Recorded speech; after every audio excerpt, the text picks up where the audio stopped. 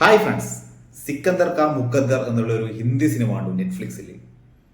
2 മണിക്കൂർ 20 മിനിറ്റാണ് ദൈർഘ്യം.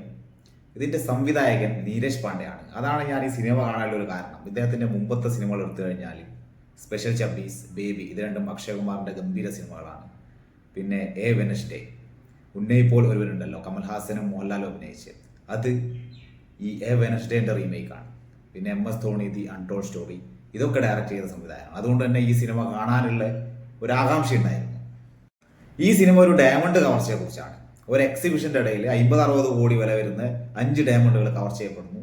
3 പേരുടെ മേലെയാണ് കുറ്റം ആരോപിക്കപ്പെട്ടിട്ടുള്ളത്. 1 തമന്ന, 2 അവിനാഷ് തിവാരി, 3 ഒരു വൃദ്ധൻ. ഈ കേസ് അന്വേഷിക്കാൻ വേണ്ടി വരുന്നത് ജിമ്മി ഷെർഗിൽ. സിനിമ തുടങ്ങി ആദ്യത്തെ ഒരു 10-15 മിനിറ്റ് നല്ല എൻഗേജിങ് ആയിരുന്നു. കാരണം ആരാണ് കവർച്ച നടത്തിയെന്നൊക്കെ അറിയാനുള്ള ഒരു ത്രില്ലുണ്ടല്ലോ. അതിനുശേഷം ഇത് ഫ്ലാറ്റായി പോവുകയാണ്.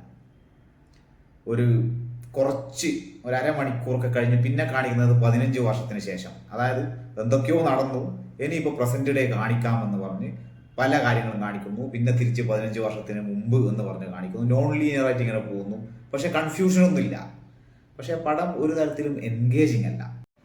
ഇതേപോലത്തെ സിനിമയിൽ സസ്പെൻസ് നിലനിർത്തേണ്ട ഒരു ആവശ്യമുണ്ട്. നമുക്കറിയാം ഈ പറഞ്ഞവരിൽ ആരോ ആയിരിക്കും ഈ കവർച്ച ചെയ്തത്. പക്ഷേ അത് കംപ്ലീറ്റ്ലി പ്രെഡിക്റ്റബിൾ ആണ്. ഇവരത് വലിയ ട്വിസ്റ്റാക്കി കാണിക്കുമ്പോഴും ആ ട്വിസ്റ്റ് പ്രെഡിക്റ്റബിൾ ആണ്, പിന്നെ അത് കൺവിൻസിങ്ങും അല്ല. അങ്ങനെ ഒരു പ്രശ്നം ഈ സിനിമയിലുണ്ട്. 2 മണിക്കൂർ 20 മിനിറ്റ് ദൈർഘ്യത്തിൽ പല സീനുകളും ഭയങ്കര ഡ്രായിങ് ആണ്. OTT റിലീസ് ആയതുകൊണ്ട് നമുക്ക് അടിച്ചു വിടാം. അതുകൊണ്ട് തന്നെ അതൊരു പ്രശ്നമായിട്ട് തോന്നിയില്ല.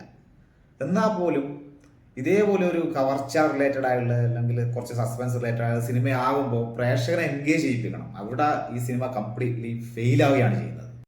ഇനിയിപ്പോൾ പെർഫോമൻസ് നോക്കുന്നതാണെങ്കിൽ അവിനാഷ് തിവാരി വളരെ നന്നായി അഭിനയിച്ചിട്ടുണ്ട്. തമന്ന സാധാരണ ചെയ്യുന്ന പോലെ അങ്ങനെ ഒരു ഗ്ലാമറസ് വേഷമൊന്നുമല്ല, മോശമില്ല, അത്രേ പറയാനുള്ളൂ. ജിമ്മി ഷെർഗിലിന്റെ പക്കൽ നിന്ന് നമ്മൾ കുറച്ചധികം പ്രതീക്ഷിച്ചു. പക്ഷെ അദ്ദേഹം അത് കൃത്യമായി ഡെലിവർ ചെയ്തില്ല. ഓവറോൾ ഈ സിനിമയെക്കുറിച്ച് എനിക്ക് പറയാനുള്ളത് ഒരു ബിലോ ആവറേജ് അനുഭവം. സ്വന്തം റിസ്ക് കാണാം. ഞാൻ കൊടുക്കുന്ന റേറ്റിംഗ് 2.5 ഔട്ട് ഓഫ് 5.